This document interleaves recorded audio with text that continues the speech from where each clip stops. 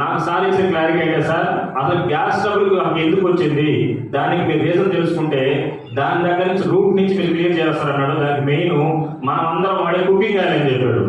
కొంచెం ఆశ్చర్యంగా అనిపించింది. మీరు గమనించండి సార్, ఇక్కడ కూర్చున్న ప్రతి ఒక్కరు కూడా రుచి గోల్డ్, వేరుశెనగ నూనె, సన్ఫ్లవర్ ఆయిల్ ఇప్పుడే వాడుతుంది. ఇంతకు మించి ఏమైనా వాడుతున్నామా? ఆలివ్ ఆయిల్ అనేది మనం వాడితే అది ఇంకా పెద్ద డేంజర్. ఎందుకంటే చుట్టుపక్కల క్రాప్ లేదు, అది ఒరిజినల్ లేదు. సో ఏ చూసుకున్నా కానీ కల్తీ అన్నాడు. క్లియర్గా ఒక మాట చెప్పాడు సార్. నేను ఎక్కువ టైం లేదు కాబట్టి 2 minutes ముగించేస్తాను. సార్ చెప్పిన మాట ఏంటంటే మీకు అందరూ తెలిసిన విషయమే, ఏదైనా ఒక ఆయిల్ తీయాలంటే 3 నుంచి 4 కేజీలు పప్పు వేయాలి.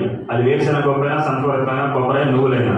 కేజీ 100 రూపాయలు వేసుకున్నా మినిమం 300 నుంచి 400 పడాలి. అవునా కాదా? ఒకసారి ఆలోచించండి. నేను చెప్పేది మీ క్లాస్ కాదు, రియల్గా ఆలోచిస్తే ఒరిజినల్ గా మీకు కుకింగ్ ఆయిల్ కావాలంటే 400 పడుతుంది లీటరు. అప్పుడు 2 లీటర్లు కావాలంటే 200 పడుతుందా లేదా? సో మీకు సన్ఫ్లవర్ ఆయిల్ నేను ఏం చెప్పానంటే, సార్ నేను already Saffola doctor oil sir ఉన్నట్లు బెస్ట్ అని చెప్పాను. సన్ఫ్లవర్ ఆయిల్ కానీ సఫోలా కానీ వచ్చేది విత్తనాల నుంచే సార్.